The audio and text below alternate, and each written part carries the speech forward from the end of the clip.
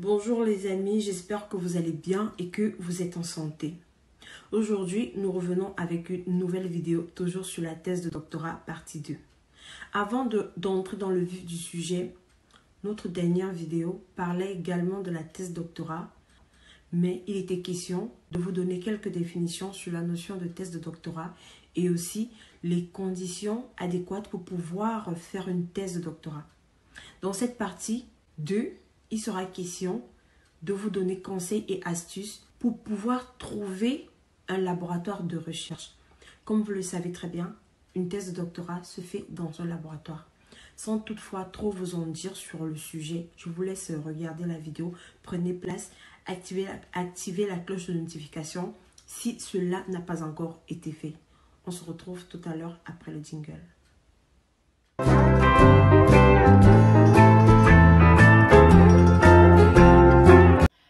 Bon les amis, comment faire pour trouver un laboratoire qui est prêt à nous accepter pour une thèse de doctorat? Donc du coup, je laisse le soin à nos doctorants de nous égayer sur ce sujet, cette question en fait. Bon, Tibac, tu peux nous dire? Oui, Dorian, il faut bien qu'on comprenne la difficulté de cet exercice parce que, en fait, notre démarche nous pousse donc à aller vers des personnes, à aller vers des recruteurs, à aller vers des employeurs, à aller vers des futurs directeurs de thèse, les futurs maîtres de conférences ou des professeurs agrégés. Pour moi, la méthode, celle que je vais vous donner, c'est celle que j'ai utilisée et que la plupart des candidats utilisent. C'est-à-dire recenser, pour moi, aller de la petite échelle, de la plus grande échelle à la plus petite. C'est-à-dire recenser les universités d'abord qui font dans votre domaine d'études, ou bien dans le domaine d'études que vous voulez fréquenter. Bien sûr, malgré la diversité de la formation française, toutes les écoles, toutes les universités ne font pas le domaine visé. Donc, pour moi, triez d'abord les universités qui font dans votre domaine. Ensuite, lorsque vous avez ces universités-là sous la main, veuillez entrer dans les écoles doctorales qui font dans ce domaine. Je prends un exemple tout bête. Si vous voulez faire dans les sciences humaines, version en particulier en histoire, veuillez chercher dans les universités l'histoire du Moyen-Âge, de l'âge de la pierre taillée, l'âge de la pierre polie, je dis n'importe quoi. Mais vous pouvez d'abord recenser les universités qui font dans le domaine, ensuite les écoles doctorales correspondant à ces domaines-là. Bien sûr, si vous trouvez les écoles doctorales, il y a deux possibilités. Soit ces écoles doctorales proposent déjà des sujets de thèse que vous pouvez candidater, soit alors vous avez un sujet de thèse qui vous tient à cœur et vous rencontrez personnellement avec un mail, bien sûr, le directeur de thèse. Donc, vous voyez que votre arme principale, pour moi, il y en a. J'ai cité la première qui est Google, sûrement Internet, c'est le premier passage. Le second passage, c'est au biais de votre, si vous êtes encore dans le cursus universitaire, c'est au biais de vos encadreurs, vos directeurs de stage. Si vous postulez, comme Claude l'a dit, directement après un stage de Master 2, car ceux-ci peuvent avoir des offres de thèse ou même dans le labo dans lequel vous faites votre master, il peut avoir des offres de thèse, des écoles doctorales qui financent ces offres de thèse-là. Donc, pour moi, voici deux voies qui peuvent vous permettre, vous, d'avoir trouver vos écoles doctorales. Donc, par le biais d'Internet, à travers les universités qui font le domaine, puis les écoles doctorales, mais aussi à travers le côté, entre guillemets, relationnel que vous avez avec vos directeurs de mémoire ou directeurs de stage de Master 2, si vous postulez directement à la sortie de votre stage. Ouais, évidemment, monsieur Dany, vos propos sont très cohérents et honnêtement, je pense que je les pense aussi. C'est quel cas pour vous? Avant de reprendre la question, c'est quel cas? C'est quel cas, Claude? C'est le premier cas par Internet ou bien c'est le deuxième cas à travers le directeur de thèse? Ou bien c'est quel cas? Je me rappelle, monsieur Dany, que j'ai fini le major de promo.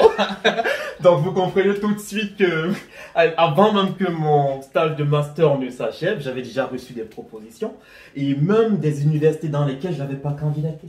Parce qu'en l'occurrence, j'ai reçu des propositions de l'Institut comment ça s'appelle, de l'Institut Marie Curie de Paris, où j'avais jamais candidaté. J'étais resté un matin et puis j'ai vu un mail. Après, j'ai hésité évidemment parce que je voulais rester avancé. Je voulais avoir la possibilité de recevoir ces personnes qui sont venues par le biais de la convention. Et voilà, c'est comme ça. Donc, vous comprenez tout de suite que dans mon cas, c'était directement par le directeur de thèse. Ok, donc monsieur Dany, pour revenir à vos propos de tout à l'heure, ouais, je les trouve très nickel. Parce qu'effectivement, je les avais pensés aussi. Mais à ça, je souhaiterais ajouter quelques petits points, si vous me le permettez. En fait, je tenais juste à vous rappeler, les gars, les filles, pensez à vous créer un réseau. Développer un réseau professionnel pour la recherche. Je dis bien pour la recherche. Pourquoi? Parce que c'est très important. Dans quelle mesure ceci est important? Ceci est important dans la mesure où, vous savez, en France par exemple, on ne retrouve que 2% de la population qui font de la recherche. Vous comprenez que si on a 1000 personnes, dans les 1000 personnes, il n'y a que 0,2 personnes qui font de la recherche. Et pour donc s'infiltrer dans le réseau, il faut passer par quelqu'un. Et ça implique aussi des discussions avec des personnes, ça implique de participer à des conférences, à des séminaires, ça implique d'aller vers des personnes, de les rencontrer, de leur parler de ce que vous faites et de créer un réseau. Voilà. Donc à côté de ça, mais comment ça se fait du coup en fait? Comment on fait pour arriver à ça? Donc vous arrivez dans un séminaire par exemple, vous rencontrez quelqu'un, vous lui parlez de ce que vous faites. Évidemment, si c'est un séminaire qui fait dans ce dans quoi vous faites, ça veut dire qu'il y a plus de chances que cette personne fasse aussi dans votre domaine.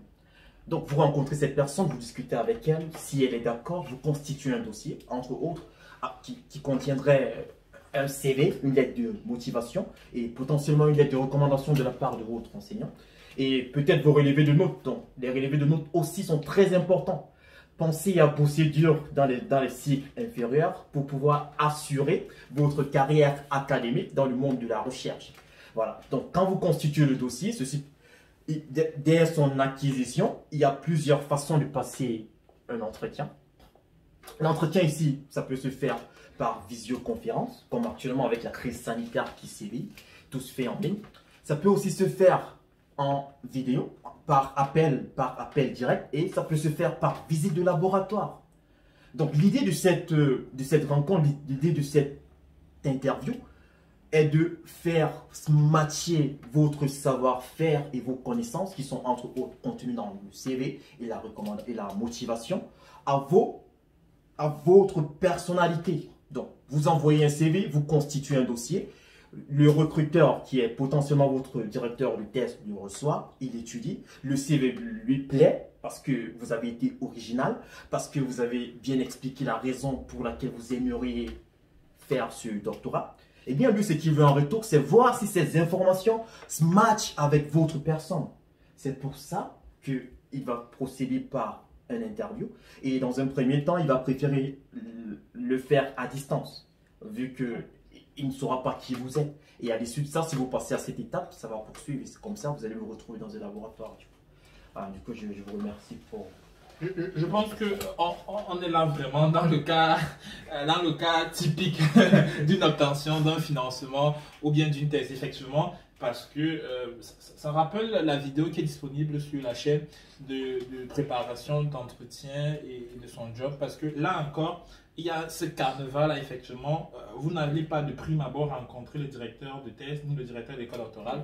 Vous allez d'abord à travers d'un mail postuler. D'ailleurs, je profite pour la petite histoire, c'est ce qui s'était passé dans mon cas. Lorsque je partais à l'IPCM à Strasbourg, effectivement, j'avais postulé et j'avais reçu un avis favorable à travers le mail, mais j'étais déplacé pour aller voir le directeur de thèse. On avait discuté, ça avait matché, voilà, j'avais apporté l'aide de recommandation, effectivement, le CV. Honnêtement, il n'y a pas eu trop d'interviews parce que le dossier lui paraissait assez bon.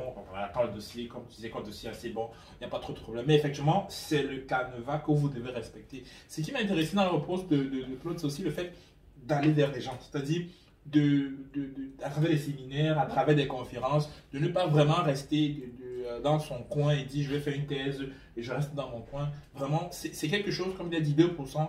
Ça, c'est en France. Dans les pays développés, c'est quasiment 1% de la population dans les pays développés. Donc, c'est quelque chose d'assez rare et il n'y a pas vraiment assez la communauté n'est pas large. Donc, vraiment, allez vers les gens, allez vers les collègues, allez vers vos aînés académiques, allez vers vos directeurs. Effectivement, c'est dans ces conditions que vous allez décrocher, vous allez rencontrer les différents membres des écoles doctorales qui vous permettront ensuite de faire une thèse de doctorat. Effectivement, monsieur Goya. Donc, les gars, Les filles, je continue en vous disant de cultiver les valeurs du chercheur. Vous savez, le chercheur il doit innover, le chercheur devrait être responsable, le chercheur doit avoir l'esprit de créativité, le chercheur il doit être ouvert aux autres, il doit avoir cet esprit critique-là, il doit apprendre à pratiquer de l'écoute active, il doit écouter, il doit cerner, il doit être en capacité de dire tiens, ce raisonnement me paraît logique et l'autre pourtant pas. Donc les gars, cultivez cette qualité et nous vous promettons que elles vous seront très utiles pour la suite de votre carrière. Bon, les amis, nous voici à la fin de cette première partie qui consistait à vous dire exactement c'est quoi le doctorat. Avant de conclure cette partie, je vais passer la parole à notre invité Claude qui vous donnera quelques petits sites qui vous permettront à poursuite de trouver quelques offres de thèse. Donc, soyez attentifs.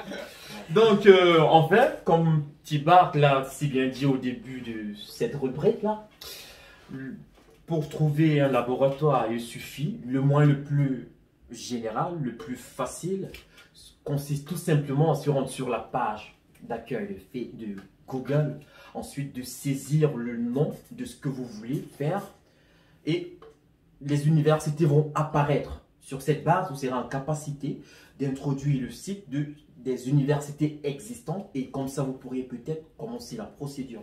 Mais à côté de ça, je vais donc vous présenter 2 à 3 petits sites via lesquels vous pourriez directement contracter les propositions du test. Mais là, je tiens à rappeler que je suis physicien, donc les sites que je vous propose en l'occurrence seront surtout focalisés dans le domaine de la physique. Donc, en premier point, vous avez le CNRS ici en France qui propose des financements de thèse et voit plus loin les postdocs et les internes aussi.